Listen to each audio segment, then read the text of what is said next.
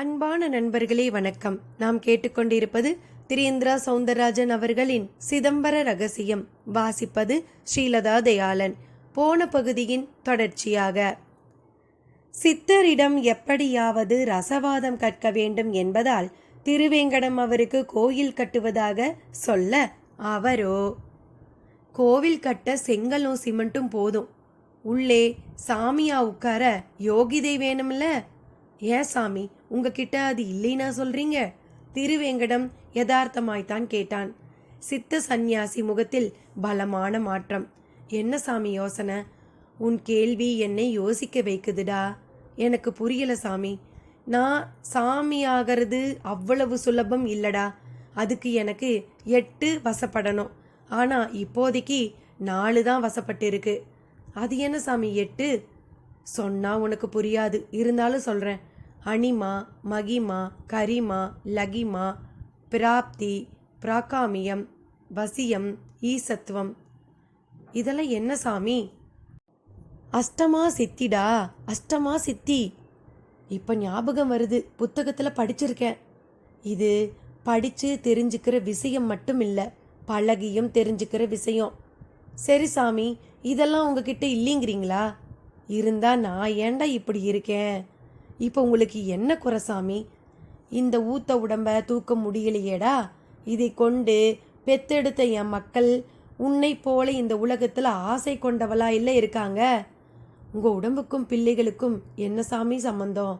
நிறைய இருக்குடா. நான் இந்த உலக பந்தங்களில் இருந்து விடுபட நினைச்சாலும் அவங்க செய்ய போகிற பாவ புண்ணியங்கள் என்ன விடுபட விடாதே. என்ன சாமி சொல்கிறீங்க? அப்போ பிள்ளைக்குட்டி பெற்றவங்களுக்கு மோட்சம் கிடைக்காதா? அதுதாண்டா ஒரு வினோதம். சரி சாமி, இப்போ இதை எதுக்கு சொல்கிறீங்க? நல்ல கேள்வி. நீயும் சரி நானும் சரி. இதோ இந்த ஆற்றுல நம்ம பாவங்களை கரைச்சி விட்டுட்டோம். அதுவும் கொண்டு போயிடுச்சு. சொல்லப்போனா நம்ம பாவத்தை வாங்கிக்கத்தான் ஆத்தாலும் இப்படி ஆறா பெருகி ஓடி வரா. சாமி, அப்போ நான் இப்போ பாவி இல்லையா? கரை ஏறினதும் என்னை பார்க்க ஆசைப்பட்ட பாத்தியா? அப்போ இந்த ஆசையால் பாவியாகிட்ட. ஆமாம், பாவ கணக்கு மறுபடியும் தொடங்கிடுச்சு. உங்களை பார்க்க ஆசைப்பட்டது எப்படி தப்பாகும்? ஆசீர்வாதம் வாங்கவா என்னை தேடின? ரசவாத வித்தியை கற்றுக்கிட்டு தங்கம் பண்ணி தனவானாகிற ஆசையாலத்தானே தேடின. அது அது திருவேங்கடம் திணறினான். என்ன மென்னு துப்புற? இந்த கலியுக வாழ்க்கை லேசுப்பட்டது இல்லை. இது மாதிரி எத்தனை மகா புஷ்கரம் வந்தாலும் மனுஷன் புண்ணியமாக மாட்டான். தன் பாவ கணக்க வேணும்னா கொஞ்சம் குறைக்கலாம், அவ்வளவுதான். அவரது இந்த பதில் முன்னே திருவேங்கடம் எதுவும் பேசவில்லை, மௌனமாக நின்றான். அவரும் தொடர்ந்தார். சரிடா, உனக்கு அந்த வித்தையை கற்றுத்தரேன். பதிலுக்கு நீ ஒன்று செய்யணும். செய்வியா? ஐயா சாமி, சொல்லுங்க, என்ன செய்யணும்? துடித்தான் திருவேங்கடம். அந்த வித்தை பத்தின ரகசியம் மட்டுமல்ல, அப்பன் சிவபெருமான் இருக்கானே, அவனோட சிதம்பர ரகசியம் வர பல அதிசயங்கள் இப்போ இந்த ஊரில் தான் இருக்குது. நான் கணக்கு பண்ணின மாதிரியே காசியில் இருந்து அகோரியும் வந்து அதை கடத்திட்டான். அவன்கிட்ட இருக்கிறது அது என்கிட்ட வரணும். கையாண்டு வந்து தருவியா? அவர் கேட்ட விதமே அலாதியாக இருந்தது. திருவேங்கடம், யார் சாமி அகோரி என்று கேட்க, சித்தப்பரதேசியும் சொல்றேன் என்று மட்டும் சொன்னார். ராஜேந்திரனும் குமரேசனும் வந்த ஜீப் ஒரு குறிப்பிட்ட இடத்தோடு நின்றுவிட இருவரும் இறங்கி வயலில் ஈசானியம் நோக்கி ஓடத் தொடங்கினார்கள். அங்கே சில பெண்களோடு தெய்வானை நின்று கொண்டிருந்தாள். ஒருவன் மட்டும் நடப்பதையெல்லாம் பார்த்தபடியே இருந்தான். வெகு தொலைவில் ஒரு மரத்தின் பின்னால் இருந்து. அத்தியாயம் 14. ஓதுவார் நாவில் கருத்தும் இசையும் நான், ஓதார் நாவின் மறுப்பும் வெறுப்பும் கூட நான். ஒளிந்திருந்து பார்ப்பவனை அங்கு எவருமே கவனிக்கவில்லை. யாரும் தன்னை கவனித்து விடாதபடிதான் அவன் ஒளிந்து பார்த்து கொண்டிருந்தான். அங்கே ராஜேந்திரனும் குமரேசனும் வந்து சேர்ந்தனர்.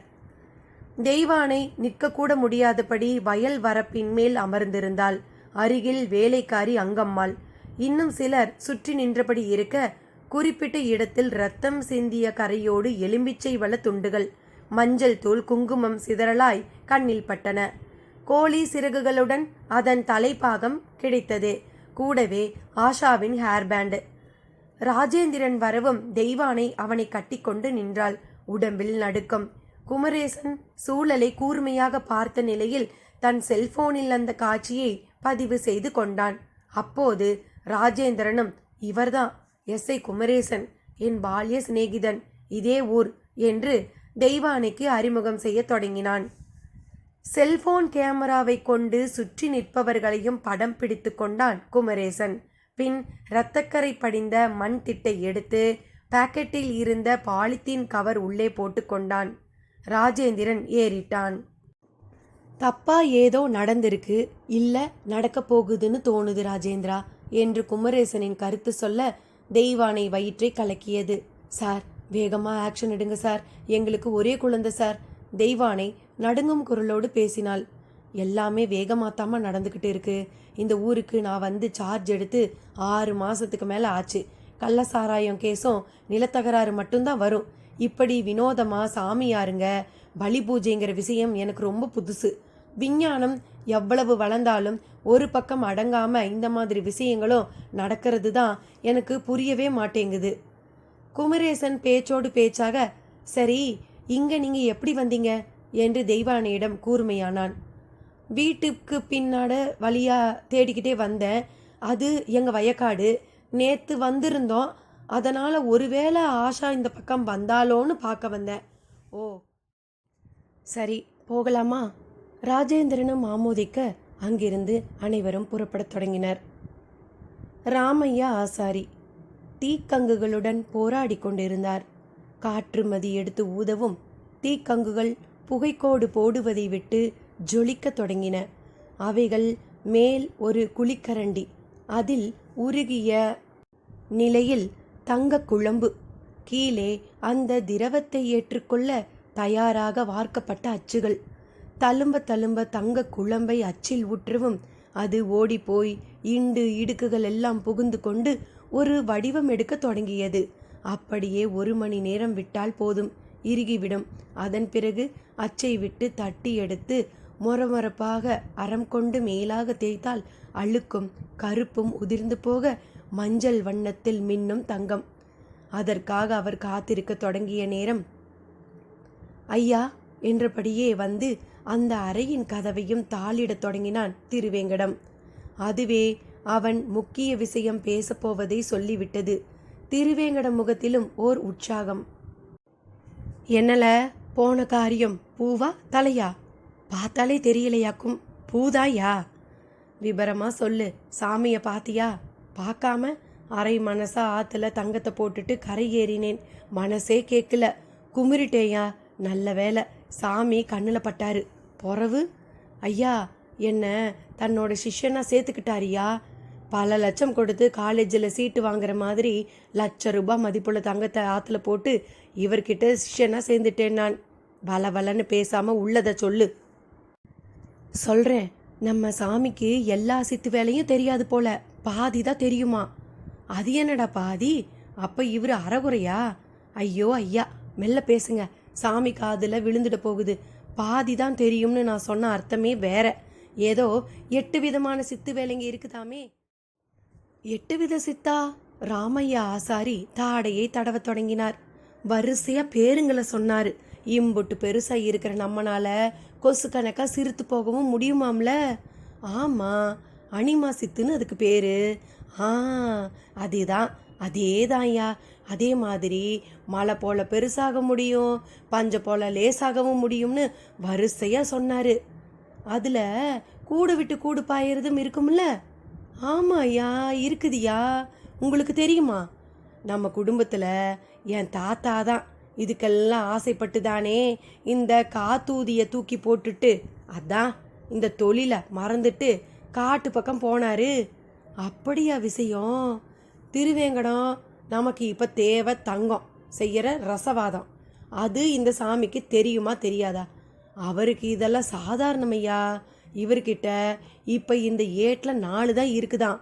மிச்ச நாளும் இவருக்கு வசப்படணுமா. அது சரி, அது வசப்பட்டா என்ன, வசப்படாட்டி நமக்கென்ன? நமக்கு தேவை ரசவாதம். அப்படி இல்லையா, அந்த 8 சித்தையும் பத்தியுமே ஏடுங்க இருக்குதாம். கூடவே பல ரகசியங்கள் உண்டாம். அதுல ஒண்ணா சிதம்பர ரகசியத்தை கூட சொன்னாரியா. என்னது, சிதம்பர ரகசியத்தையா? வாயை பிளந்தார் ஆசாரி. ஆமாய்யா, அந்த ரகசிய ஏடுங்க அவ்வளவும் அந்த ராஜேந்திரன் டாக்டர் வீட்டில் தான் இருக்குதாம். நான் கூட 5 தலை நாகத்தை பார்த்ததா சொன்னேன்ல, அதே பாம்பு தான் ஏடுங்களை காவல் காக்குதாம். அப்படி போகுதா கதை? அந்த ராஜேந்திரன் மாணிக்க வாசகர் பரம்பரையில் வந்தவன்னு சொன்னது சரிதான். என்னையா சொல்றீங்க? மாணிக்க வாசகர் பரம்பரையா? யார் அவரு? திருவாசகம் பாடினவரை யாருன்னு கேட்குறியே? போகட்டும், மேற்கொண்டு என்ன சொன்னாரு? எப்படியாச்சும் அந்த ஏடுங்களை எடுத்துக்கிட்டு போய் அவர்கிட்ட கொடுத்தா போதுமா. இதை நான் செய்தா சொர்ண ரகசியத்தை ஒரே ஒரு தடவை சொல்லி தருவாராம்.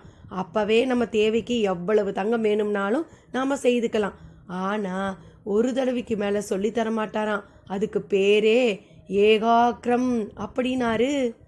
ஏகாக்கிரமா? ஒரே ஒரு தடவைக்கு சமஸ்கிருதத்தில் அந்த பேரு. ஏன் 2வது தடவை கூடாதான்? அதுக்கு பிரம்மா தான் காரணமா.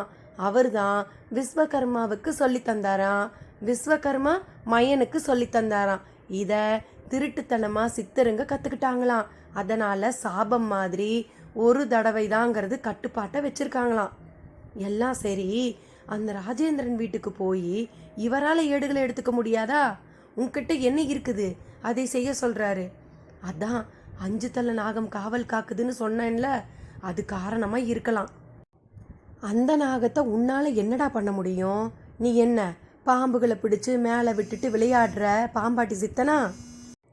கிட்ட போய் அதுகிட்ட கடிப்பட்டு துடிச்சு சாகவா?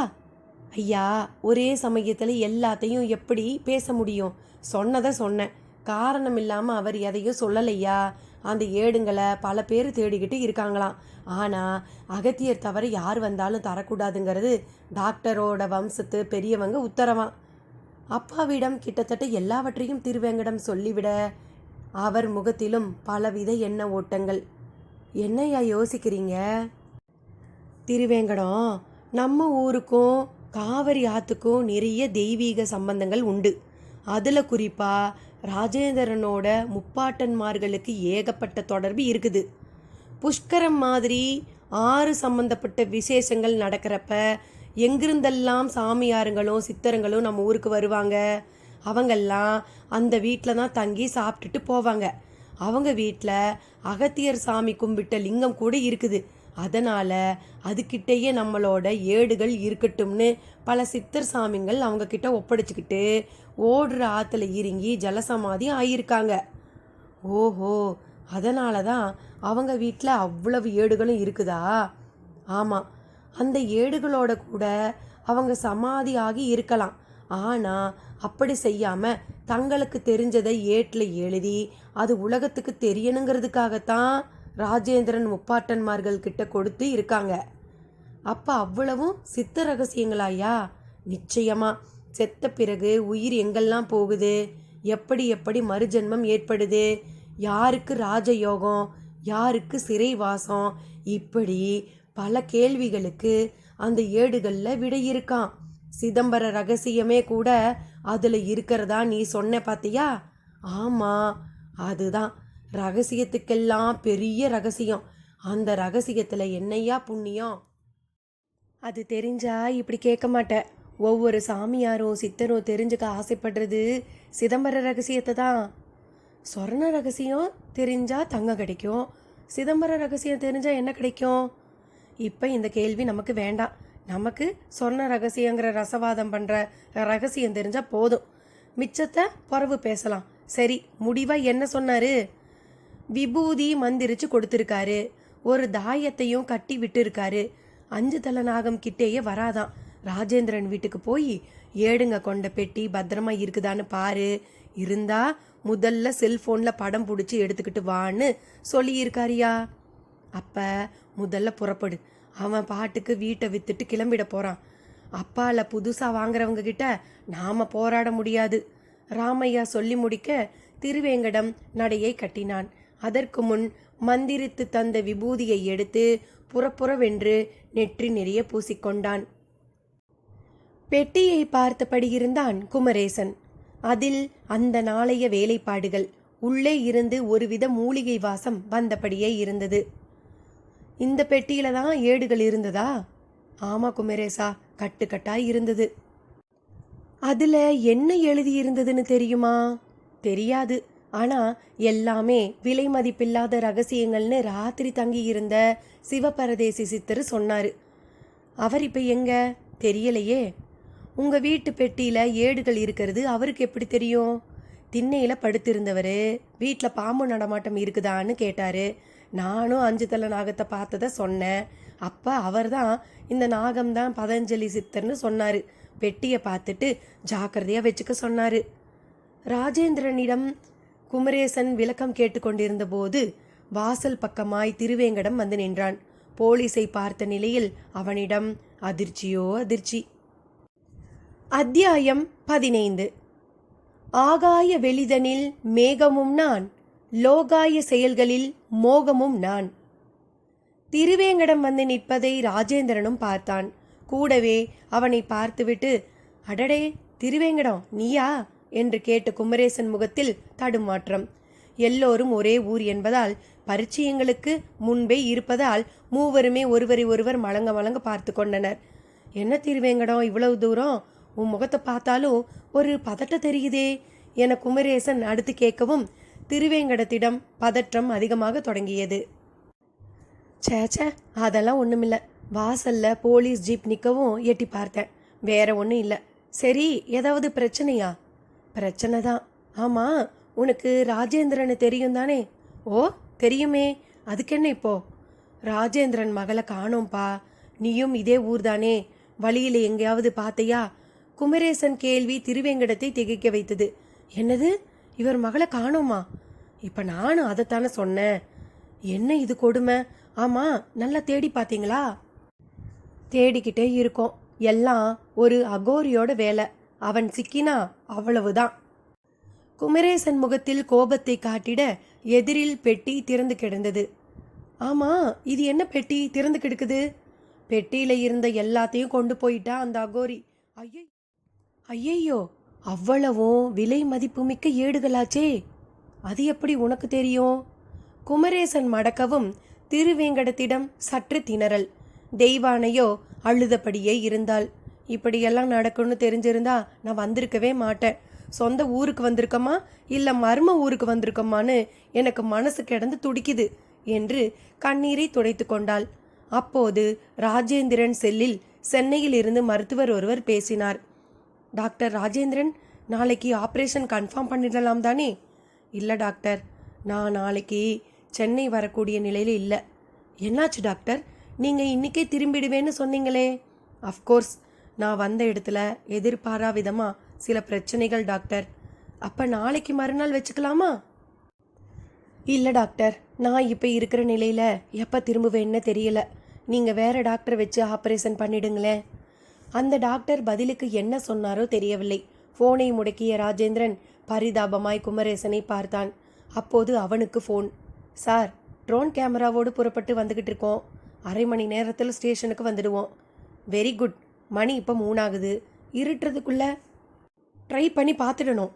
கமான் குயிக் என்று தனக்கான பதிலை சொல்லிவிட்டு ராஜேந்திரனிடம், இன்னும் அரை மணி நேரத்தில் ட்ரோன் கேமரா வந்துடும். இந்த ஏரியாவை சல்லடை போட்டு சலிச்சிடலாம் என்றான். அப்போது திருவேங்கடம் பெட்டியை நெருங்கி அந்த பாம்பு உருவ செதுக்களை தொட்டு பார்த்தபடி இருந்தான். அவன் செயலில் ஒரு தயக்கம் தெரிந்தது. என்ன திருவேங்கடம், பெட்டியை தொட்டெல்லாம் பார்க்குற? பொக்கிஷங்கள் இருந்த பெட்டியாச்சே, அது மட்டுமா 5 தலை நாகம்ல காவல் காத்துட்டு இருந்திருக்கு. திருவேங்கடம் நாகம் பற்றி கூறவும் குமரேசன் ராஜேந்திரன் இருவரும் திகைத்து, உனக்கு எப்படி தெரியும் என்பது போல் பார்த்தனர். அவனுக்கும் தன்னை மீறி உளறிவிட்டது புரிந்தது. அது இந்த பெட்டி பற்றி தான் ஊரில் பல பெருசுங்களுக்கு தெரியுமே, அதில் எங்கள் அப்பாவும் ஒருத்தர் இல்லை. அப்படியா? ஆமாம் குமரேசா.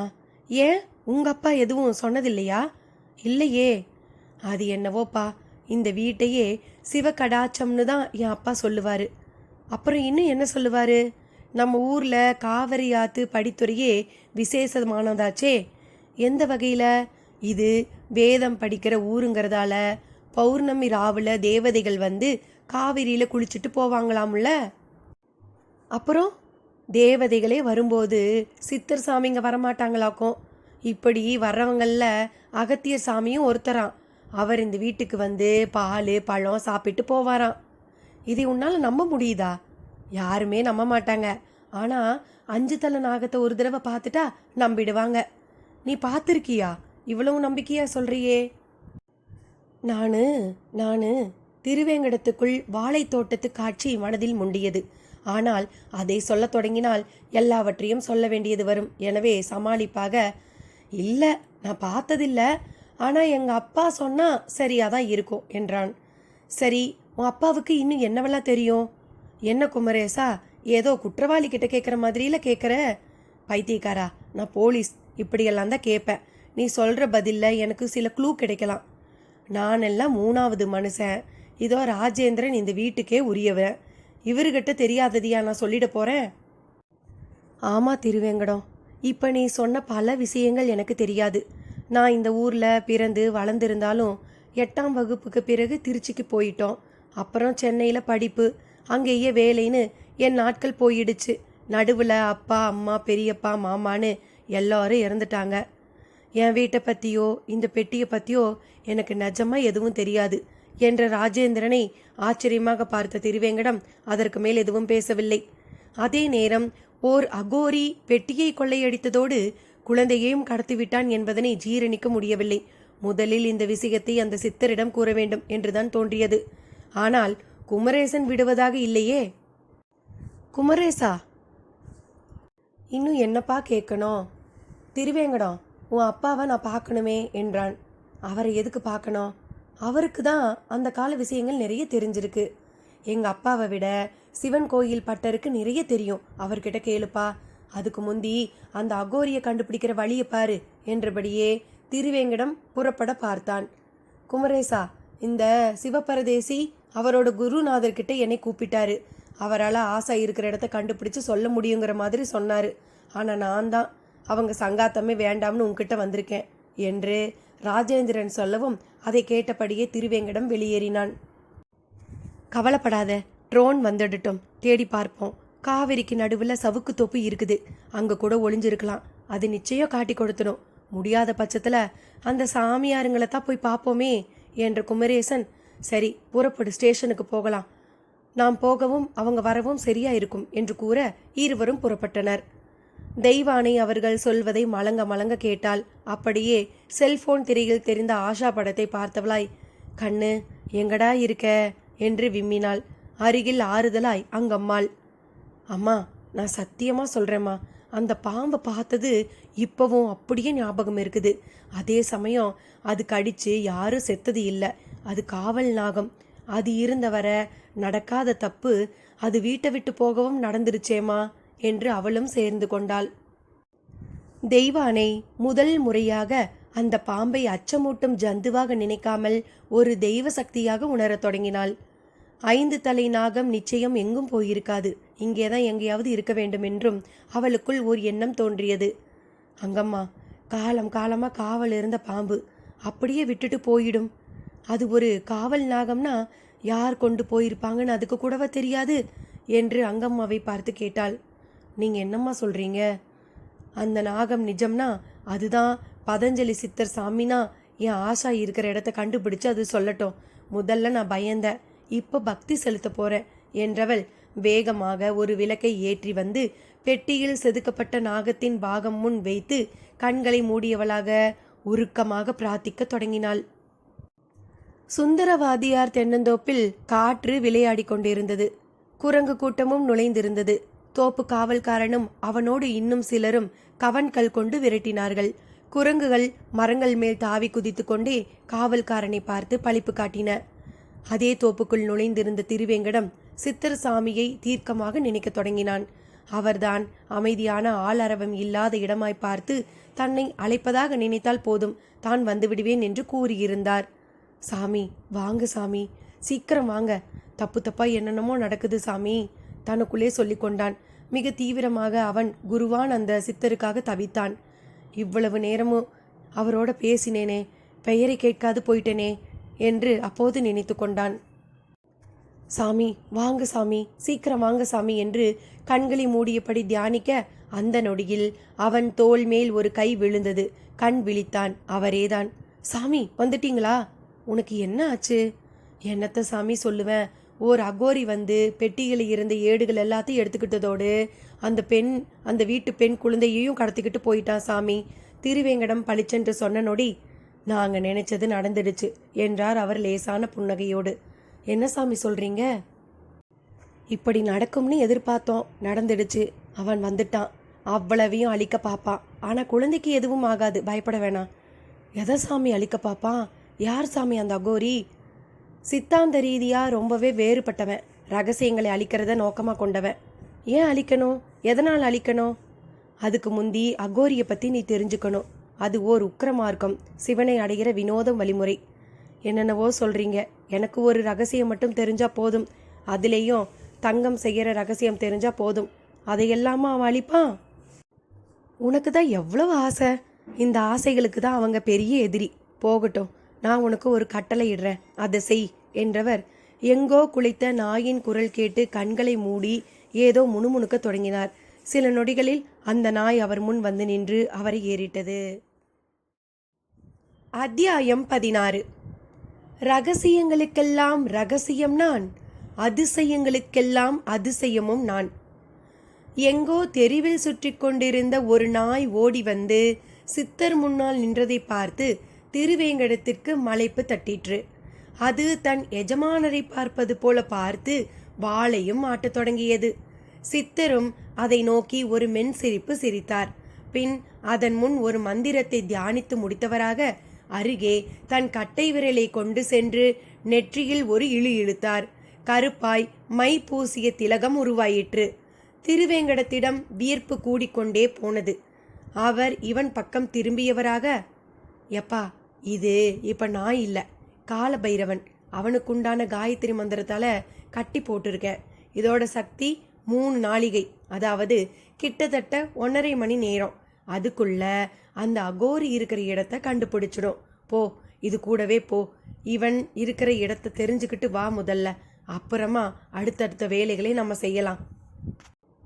சாமி, ஒரு நாயால கண்டுபிடிக்க முடியும்னா போலீஸ்ல இருக்கிற நாயை கொண்டே கண்டுபிடிச்சிருப்பாங்களோ? இது பழைய டெக்னிக் ஆச்சு சாமி. யதார்த்தமாக தோன்றியதை கேட்டுவிட்டு திருவேங்கடத்தை முறைத்தார் சாமி. அவன் திகைத்தான். சாமி, நான் ஏதாவது தப்பா பேசிட்டேனா? தப்பா பேசல, முட்டாள்தனமா பேசியிருக்க. இந்த பைரவனும் போலீஸ் துப்பறியும் நாயும் ஒன்றும் இல்லை. அதுக்கு புலன் சக்தி மட்டும்தான். இதுக்கு கூடுதலாக மந்திர சக்தி இருக்கிறத கூட போகும்போது நீ தெரிஞ்சுக்குவ. சில நேரங்களில் இது வேகமாக ஓடும். அதோட வேகத்துக்கு நீயும் ஓடணும். நீ என் சிஷ்யனா தொடருவியா இல்லையாங்கிறது இதில் தெரிஞ்சிடும். அவர் மிரட்டலாய் சொல்லி முடித்தார்.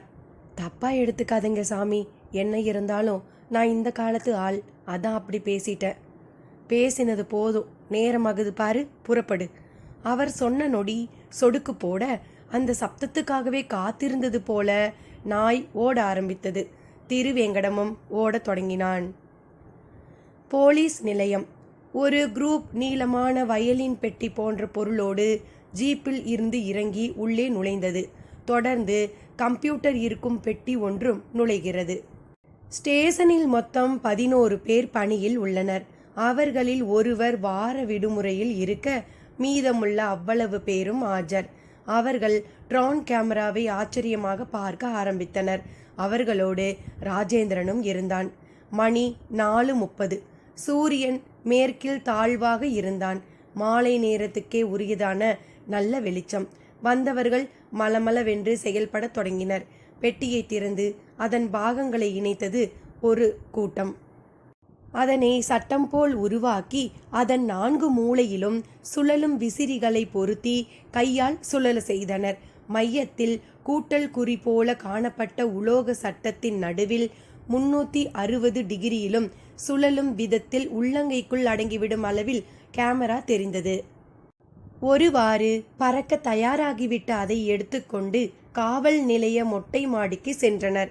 ரிமோட்டால் அதை சில முறை இயக்கவும் அது அங்கேயே பறவை போல எழும்பி அந்த கட்டிடத்தையும் மற்ற பாகங்களையும் ஒரு சுற்று சுற்றி வந்தது. அது படம் பிடிக்கும் காட்சிகள் நிலையத்தின் உள்ளே பளிச்சென்று கணினியில் அகண்ட திரையில் தெரிய தொடங்கியது. காதுகளில் வாய்ஸ் ரிசீவருடன் ஒருவர் அதை கவனித்தபடியே கம்ப்யூட்டர் முன் உள்ள செவ்வகத்தோடு பரப்பில் விரலை வைத்து நகர்த்தவும் மேலே பறந்த ட்ரோன் யார் கண்ணிலும் படாதபடி ஆகாயத்தில் 100 மீட்டருக்கு மேல் செங்குத்தாக ஏறி பறக்க ஆரம்பித்தது. அதை இயக்குபவர் குறிப்பிட்ட திசை நோக்கி பறக்க வைக்க சப் இன்ஸ்பெக்டரான குமரேசன் முதல் காவிரி கரையோரமாக 2 பக்கமும் பறக்கட்டும் என்றார். அது அவ்வாறே பறக்க விடப்பட்டு கீழே பிரம்மாண்டமாய் ஓடிக்கொண்டிருந்த காவிரியை காட்டிற்று. அதன் இரு மருங்கிலும் அப்போதும் நிறைய பேர் குளித்து கொண்டிருந்தனர். கரையை ஒட்டிய வாழைத்தோப்பு மேல் சற்று தாழ பறந்து அதனுள் ஊடுருவத் தொடங்கியது. ராஜேந்திரனும் திரையை பார்த்தபடி இருந்தான். பிறகு ஓர் அதிசயம் போல வானில் அது ஏறி பறப்பதை யாரும் அண்ணார்ந்து பார்த்து கவனித்த மாதிரி தெரியவில்லை. தென்னந்தோப்பு ஒன்றில் தீப்புகை வந்தபடி இருந்தது. அந்த இடத்தில் ட்ரோனை விண்ணில் நிலைநிறுத்தி கீழே அதன் பார்வையை கூர்மையாக்கவும் நிறைய சாது சந்நியாசிகள் தங்கள் காவி துணிமணிகளை உலர போட்டுவிட்டு மரத்தடியில் காலை நீட்டி அமர்ந்திருந்ததும் தெரியலானது. சிலர் பிராணாயாமம், பத்மாசனம், சிரசாசனம் என்று யோகத்தில் ஈடுபட்டிருந்தார்கள். குளிர் காய போட்டது போல தெரிந்தது. அந்த நெருப்பு அவர்கள் மத்தியில் குழந்தை ஆஷா இருக்கிறாளா என்று ராஜேந்திரன் படபடப்போடு பார்த்தான். குமரேசனும் கவனித்த நிலையில் ஒரு கான்ஸ்டபிளிடம், இந்த இடத்துக்கு சிவில் ட்ரெஸ்ல போய் ஒரு பார்வை பார்த்துட்டு வாங்க என்றான். சார், அங்க சந்தேகப்படும்படி யாரும் இல்லை. அவங்க புஷ்கர குளியலுக்கு வந்தவங்க. நாங்க விசாரிச்சிட்டோம் என்றார் கான்ஸ்டபிள். குமரேசனின் முகத்தில் மெல்லிய ஏமாற்றம். அப்படியே ட்ரோனை நகர்த்துங்க என்றிட அது தென்னந்தோப்பை விட்டு விலகி பறக்க தொடங்கியது. கீழே அறுவடையாகி காய்ந்து கிடக்கும் வறண்ட வயல்வெளிகள் கேமராவில் அகப்பட்டன. அங்கே ஆடு மாடுகள் மேய்ந்தபடி இருந்தன. குமரேசனுக்கு தன் சொந்த ஊரான மகேந்திரமங்கலத்தை முதல் தடவையாக ஆகாச பார்வை பார்ப்பதில் பெரும் பரவசம் தொற்றிக்கொண்டிருந்தது. ராஜேந்திரா, 3.5 சதுர மைல் தூரத்துக்கு நம்ம ஊரு, 10,000க்கு மேல ஜனத்தொகை, 80% தஞ்சை நிலம், 300க்கு மேல மாப்பலா புளிய மரங்கள், ஆடு மாடுகள் 1000 தேரும். ராஜேந்திரனுக்கு குமரேசன் புள்ளி விபரம் சொல்ல ட்ரோன் அடுத்து அக்ரகாரம் பகுதி மேல் பறந்தது. கீழே கோவில் கோபுரம் தெரிந்தது. வேத பாடசாலையோடு பசுமாடுகள் நிரம்பிய கோமடமும் தெரிந்தது. எங்கும் தெரியவில்லை. அந்த அகோரி மட்டும் யார் கண்ணுக்கும் அகப்படவில்லை. குளித்து முடித்தவளாக தலை நிறைய பூவுடன் சாமி படம் முன் விளக்கேற்றி வைத்து கண்ணீர் மல்க நின்றிருந்தாள் தெய்வானை. அருகில் கந்தசாமியும் அங்கம்மாவும். அந்த பாம்பு சிற்பம் பொறித்திருந்த பெட்டிக்கும் பூ பொட்டும் வைத்து அதை வணக்கத்திற்குரியதாக்கி இருந்தாள். மனம் முழுக்க ஆஷாவுக்கு எதுவும் ஆகிவிடக்கூடாது, அவள் கிடைத்துவிட வேண்டும் என்கின்ற துடிப்பு. கந்தசாமி தானும் போலீஸ் நிலையம் வரை போய் வருவதாக சொல்லி புறப்பட அங்கம்மாவும், அம்மா, நீங்க இன்னைக்கு பூரா எதுவும் சாப்பிடல, ஐயர் கடையில் இந்த சாயந்தர நேரத்தில் சூடா இட்லியும் போண்டா பஜ்ஜியும் கிடைக்கும், நான் கந்தசாமியோட போய் வாங்கிக்கிட்டு வந்துடுறேன் என்று அவளும் கிளம்பினாள். தெய்வானை கண்களில் கண்ணீர் வழிந்தபடியே இருந்தது. மெல்ல விலகி சென்று சூட்கேஸில் இருந்த தன் மகளின் ட்ரெஸ்ஸுகளில் ஒன்றை எடுத்து கையில் பிடித்தபடி பார்த்து மேலும் கண்ணீர் விட தொடங்கினாள். பாசத்தோடு அதை முகர்ந்தெல்லாம் பார்த்தாள். அப்படியே பார்வை சுவரில் தொங்கும் மாமனார் மற்றும் அவருக்கும் முந்தைய தலைமுறையினரின் கருப்பு வெள்ளை படங்கள் மேல் ஓடியது. அவர்களை பார்த்தவர்களுக்கு கோபமாக வந்தது. நீங்க என்ன வாழ்க்கை வாழ்ந்தீங்கள்? நடப்பது எதுவுமே புரியாதபடி மூடு மந்திரமாகவே உள்ளதே என தனக்குள் சொல்லிக்கொண்டாள். அவள் வரையில் இது நாள் வரை வாழ்ந்த வாழ்க்கையே வேறு, இப்போது வாழும் வாழ்க்கை இது வாழ்க்கைதானா என்கின்ற சந்தேகத்தை அவளுக்குள் உருவாக்கியது. சாமியார்கள் என்றால் எல்லாவற்றையும் துறந்து ஒதுங்கி செல்கிறவர்கள் அல்லவா? பார்த்தால் பரிதாபப்பட தோன்றும் தோற்றம் கொண்டவர்கள். சிலர் இப்படி பயங்கரமானவர்களாகவும் இருக்கிறார்களே. அதனால்தான் சாமியார்கள் என்றாலே போலிகள், மோசமானவர்கள் என கருதும் நிலை வந்துவிட்டதோ? தெய்வானைக்குள் சிந்தனையானது கேள்விகளை கேட்க தொடங்கியது. இந்த கேள்விகளுக்கு இணையாக நம்ப முடியாத விதத்தில் 5 தலை நாகத்தை பார்த்த நேர்ந்த அந்த சம்பவமும் அவளை யோசிக்க வைத்தது. எல்லாம் பொய்யென்றால் அப்படி ஒரு பாம்பு, இப்படி ஒரு பெட்டி அருகில் எப்படி இருந்திருக்க முடியும்? அதுவும் ஊரில் யாரும் பார்த்திராத நிலையில் அது சாத்தியமா? இந்த கேள்வியோடு பெட்டி அருகில் சென்றாள். பாம்பு வடிவம் பொறிக்கப்பட்ட பாகத்தை பார்த்தால் உள்ளே இருந்து மூலிகை வாடை வந்தபடியே இருந்தது. கண்களில் கண்ணீரோடு உற்று பார்த்த தருணம் செல்போனில் அழைப்பொலி. கவனம் கலைந்து அதை கையில் எடுத்து காதை கொடுத்தாள். அவள் குடியிருக்கும் பிளாட்டுக்கு எதிர் வீட்டில் வசிக்கும் ரேவதி மாமி. தெய்வான, எங்க இருக்க? இன்னிக்கே வந்துடுவேன்னு சொன்னையே, இன்னும் காணோமே. அது மாமி. தெய்வானையால் பேச முடியவில்லை. லேசாய் நெஞ்சை அடைத்தது. என்னாச்சு? ஏன் ஒரு மாதிரி பேசுற? உடம்பு கிடம்பு சரியில்லையா? இல்லை. ஆமாம், சம்திங் ராங். என்னாச்சு தெய்வான உனக்கு? காலம்பர ஒரு ரெஜிஸ்டர் போஸ்டர் வந்தது, வாங்கி வச்சிருக்கேன். அது மாமி, நாங்கள் எங்கள் சொந்த ஊருக்கு புறப்பட்டதில் இருந்தே எதுவுமே சரியில்லை. நடக்கிறது எல்லாம் சொன்னால் மயக்கம் போட்டு விழுந்துடுவீங்க. அப்படி என்னாச்சு? மாமி ரகசிய குரலில் கேட்டாள். தெய்வானையும் அதுவரை நடந்ததையெல்லாம் சொல்லத் தொடங்கினாள். ட்ரோன் பறந்தபடியே இருந்தது. பல இடங்களில் வான்மேல் நின்று நகர்ந்தது. என்றாலும் ஒரு பிரயோஜனமும் இல்லை. கம்ப்யூட்டர் மானிட்டர் முன் அமர்ந்து கவனித்து கொண்டிருந்த குமரேசனும் ராஜேந்திரனும் முகம் முழுக்க ஏமாற்றத்தையும் தவிப்பையும் காட்டினர். மணி 5:50. தட்சிணாயன காலை இருட்டு வேகமாக தொடங்கிவிட்ட நிலையில் ட்ரோனை திரும்ப அழைக்க தொடங்கிவிட்டார் ஆபரேட்டர். குமரேசா, அந்த அகோரி ஒருவேளை ஆசாவோடு ஊறவிட்டு போயிருப்பானோ? அப்படித்தான் நினைக்க தோணுது. ஊரில் ஒருத்தர் கூட அவனை பார்த்த மாதிரியே தெரியல. ரொம்ப ஜாக்கிரதையாக வந்துட்டு போயிருக்கான். இப்பெல்லாம் சாமியாருங்களும் கிரிமினலாக இருக்காங்க. பஞ்சாபில் பாரு, ஒரு சாமியார் என்ன ஆட்டம் ஆடிட்டு இருக்கான். அதெல்லாம் இருக்கலாம், ஆனால் என் வீட்டோட சம்பந்தப்பட்ட சாமியார்கள் நிச்சயம் அப்படி இல்லை குமரேசா. நான் பார்த்த பாம்பை நீ பார்த்துருந்தா நிச்சயம் இப்படி பேச மாட்டேன். இதை பாரு ராஜேந்திரா, இப்போவும் சொல்கிறேன், 5 தலை நாகமெல்லாம் கற்பனை. அப்படி ஒன்று கதைகளில் தான் வர முடியும். நிஜமாக இருந்திருந்தா அதை பல பேர் பார்த்துருக்கணுமே. சரி, அந்த திருவேங்கடம் சொன்னானே, ஞாபகம் இல்லையா? அவன் அப்பா ராமையா ஆசாரியை கூட பார்க்க சொன்னான். அந்த காலத்து ஆள். போய் பார்ப்போமா? என்னை கேட்டால் என் மக கிடைச்சா போதும் எனக்கு. அவன் நல்லபடியாக பேசவே இப்போதான் தொடங்கியிருக்கா. அவளை போய் ராஜேந்திரனால் ஆசாவின் நினைப்பை கட்டுப்படுத்த முடியவில்லை. அது அவன் கண்களில் கண்ணீரை வரவழைத்தது. சரி, புறப்படு, அந்த ஆளை பார்த்து பேசுவோம், ஏதாச்சும் குழு கிடைக்கும் என்ற குமரேசன் ராஜேந்திரனுடன் புறப்பட்டான். அந்த நாய் ஊர் எல்லை கடந்து ஓடிக்கொண்டிருந்தது.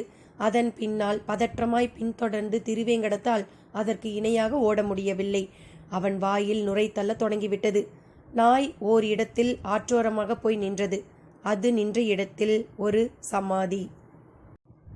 அத்தியாயம் 17.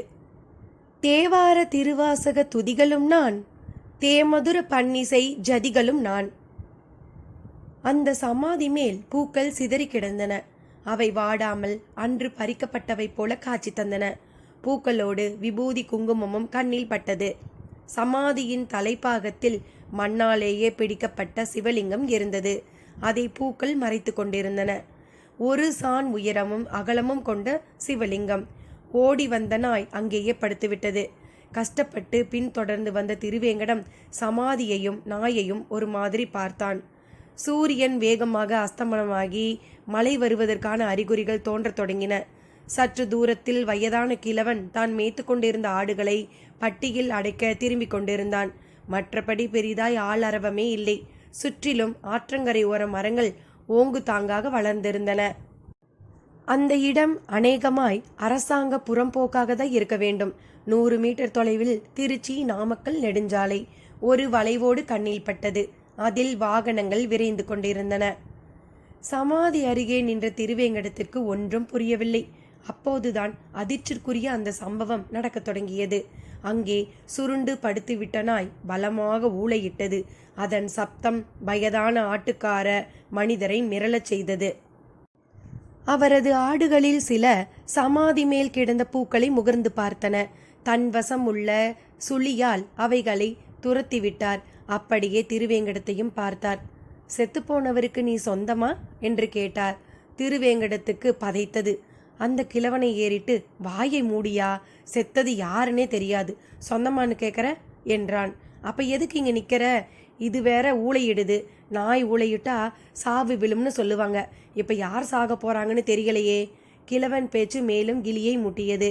அதுவரை ஊளையிட்ட நாயும் அப்படியே குரலை நிறுத்தி கொண்டு சுருண்டது. திருவேங்கடத்திற்கும் சரி அந்த கிழவருக்கும் சரி ஒன்றும் புரியவில்லை. நாய் சுருண்ட நிலை. உடம்பை பெரியதாக வளைத்து ஒரு உதறியது. அடுத்த நொடி அதன் உயிர் பிரிந்துவிட்டது. திருவேங்கடத்திற்கு பகீர் என்றது.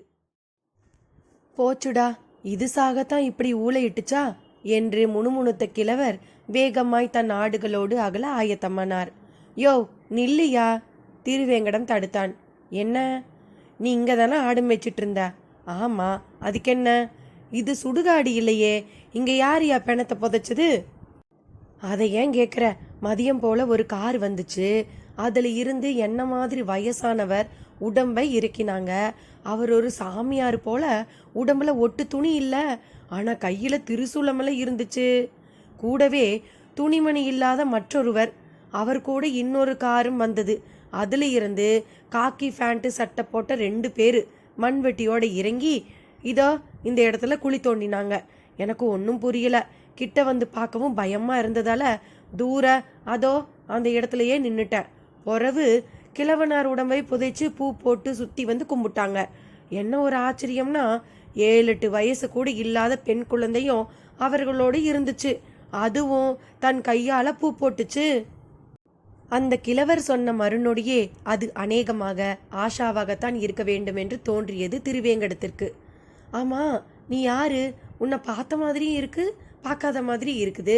கிழவர் நடந்து கொண்டே கேட்டார். திருவேங்கடம் பதிலுக்கு அவங்க அப்புறம் எந்த பக்கம் போனாங்க என்றுதான் கேள்வியை போட்டான். நேரா ஓடிக்கிட்டு இருக்கிற காவிரி ஆத்துல போய் குளிச்சாங்க. அந்த குட்டி பொண்ணும் குளிச்சிச்சு.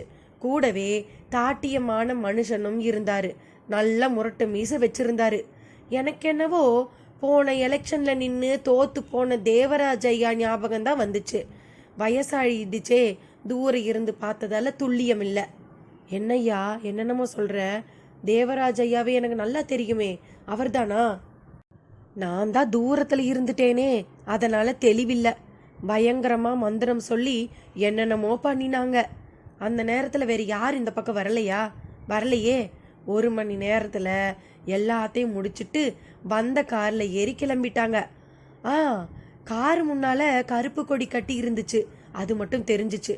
அப்புறம் அப்புறம் அப்புறமா நான் என்ன கதையா சொல்கிறேன்? அப்புறங்கிற ஆம்புட்டு தான். ஆமாம், நீ யாருன்னு சொல்லவே இல்லையே. கிழவரின் கேள்விக்கு பதிலே சொல்லாமல் திருவேங்கடம் திருப்பி ஓடத் தொடங்கினான். கேள்வி கேட்ட கிழவரிடமும் ஒரு குழப்பம். ஆசாரி வீடு. ராஜேந்திரனுக்கும் குமரேசனுக்கும் காப்பி கலந்து வந்து கொடுத்தால் ஆசாரி மனைவி.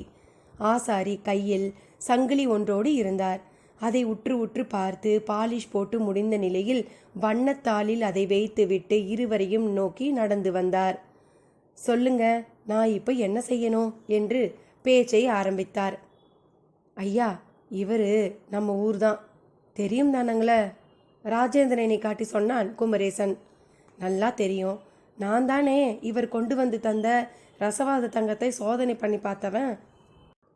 அந்த தங்கம் பழையபடி புழுதியாக மாறினது கண்கட்டுனா, இவரோட மக காணாமல் போனது அதை விட பெரிய கண்கட்டாக இருக்குது. ஆற்றுலேயும் எதிர்பார்க்காதபடி அதிக தண்ணி வந்து அது ஒரு கண்கட்டை ஓடிக்கிட்டு இருக்கு. திரும்பின பக்கமெல்லாம் சாமியாருங்க நடமாட்டோம். இதில் யார் நல்லவங்க யார் கெட்டவங்கன்னே தெரியல. இப்போ இதையெல்லாம் என்கிட்ட ஏன் சொல்கிறீங்கன்னு தான் எனக்கு தெரியல. உங்ககிட்ட இந்த ஊரை பற்றின தான் பேச வந்திருக்கேன். ஊர்லேயே வயசானவராக மட்டும் இல்லாமல் இங்கேயே பிறந்து வளர்ந்தவர் நீங்கள். அதனால் உங்ககிட்ட பேசினா ஏதாவது பிடிப்படும்னு நினைக்கிறேன். அப்போ அந்த காத்தாடி குட்டி விமானத்தால் ஒரு பருப்பும் வேகலைன்னு சொல்லுங்க. காத்தாடி விமானம் இல்லை, ட்ரோன் கேமரா. எப்படி சொன்னால் என்ன, முடிவு என்னாச்சுங்கிறது தான் பிரச்சனையில் முக்கியமான விஷயம். ட்ரோன் பற்றி உங்களுக்கு யார் சொன்னது? எல்லாம் என் மகன்தான். இப்போ அதுவா முக்கியம்? என் கேள்விக்கு பதில் சொல்லுங்க. என்னத்தை சொல்ல, எங்கள் சக்திக்கு எவ்வளவு முடியுமோ அவ்வளவு தூரம் கஷ்டப்பட்டுட்டு தான் இருக்கோம். உங்ககிட்ட பேச வந்ததுக்கு கூட அதுதான் காரணம். சரி, உங்கள் கேள்விகளை கேளுங்க, தெரிஞ்ச பதிலை சொல்கிறேன். இன்னைக்கு காவிரி ஆற்றுல தண்ணி வந்தது பற்றி என்ன நினைக்கிறீங்க? இதில் நினைக்கிறதுக்கு என்ன இருக்குது? இது அருள் பூமி. அது மறுபடியும் நிரூபணமாகி இருக்குது. அருள் பூமியில் நேற்று வர தண்ணி கிடையாது, காஞ்சு கிடந்துச்சு. அப்போ எங்கே போச்சு அருள்? பூமி காயறதும் வானம் குளிந்து மழையாக பெய்யறதும் ராத்திரி பகல் மாதிரி இயற்கை தம்பி. அது எப்படி? எப்பவும் தண்ணி ஓடிக்கிட்டு இருந்த காலத்தை நம்ம பார்த்துருக்கோம். 10-15 வருஷமாக தானே பெரிய காஞ்சப்பாடு. அதுக்கு காரணம் இயற்கை இல்லை, மனுஷங்க நாம தான். எப்படி? காவிரி தண்ணியில் நான் குடித்தது போகத்தான் மிச்சம்னு கர்நாடகாவில் இருக்கிறவங்க நினைக்க போய் தானே சிக்கல். அப்போ தண்ணிக்காக பாவம் செய்கிறானுங்கன்னு தானே அர்த்தம். ஆமாம். அப்போ பாவம் செய்ய காரணமான தண்ணியே எப்படி பாவத்தை போக்கும்? குமரேசன் என் கேள்வி ஆசாரியை முறைக்க வைத்தது. என்னையா முறைக்கிறீங்க? பாவம் செய்ய காரணம் தண்ணி இல்லை, மனுஷனோட சுயநலம். அதே நேரம் இந்த தண்ணியால் பாவம் போகுதுங்கிறது சத்தியமான உண்மை. இந்த தண்ணி வரவும் தான் சாமியார் கூட்டம் ஊருக்குள்ளே புகுந்திருக்கு. அவங்க வரவும் தான் குழந்தை குட்டின்னு கடத்தல் நடக்குது. மொத்தத்தில் நல்லது நடக்கலை, கெட்டது தான் நடந்திருக்கு. நீங்கள் பாவம் போகுதுன்னு சொன்னால் எப்படியா? திரும்பவும் சொல்கிறேன், மனசார பக்தியோட தன் தவறுகளை உணர்ந்து திருந்தி வாழற எண்ணத்தோட இன்னைக்கு யார் ஆற்றுல குளித்தாலும் சரி அவங்க பாவம் போயிடுங்கிறது தான் உண்மை. அப்படி நடக்கணுங்கிறதுக்காகவே சாமிங்கள்லாம் ஒன்றா சேர்ந்து தங்களோட சக்தியால் மழை பொழிவை அதிகமாக்கி ஆற்றிலேயும் தண்ணி பாயும்படி செய்திருக்காங்க. இது அற்புதமான காலகட்டம். வான சாஸ்திரமோ வாஸ்து சாஸ்திரமோ தர்ம சாஸ்திரமோ தெரிஞ்சவங்களுக்கு தான் இதோட மதிப்பு புரியும், மற்றவங்களுக்கெல்லாம் தெரியாது.